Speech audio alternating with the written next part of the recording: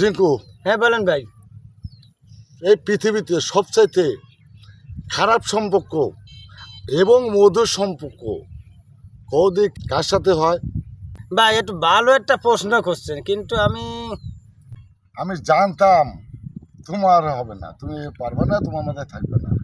সবচাইতে খারাপ সম্পর্ক এবং মধুর সম্পর্ক, অর্থাৎ স্বামী আর স্ত্রী।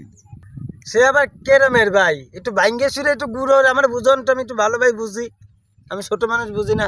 আচ্ছা, স্বামী স্ত্রী সারাদিন হাজারবার ঝগড়াঝাটি করবে, আর একজনকে চুল ছিঁড়ে দেবে, মারামারি করবে। হ্যাঁ আবার দেখো দিন শেষে নির্লজ্জ মানে বেহায়ের মতন আবার দুজনে মহব্বতের জড়িয়ে যাবে। অর্থাৎ এদের স্বামী স্ত্রীর মহব্বত সবচেয়ে ভালো। হ ভাই, আপনি ঠিক কইছেন।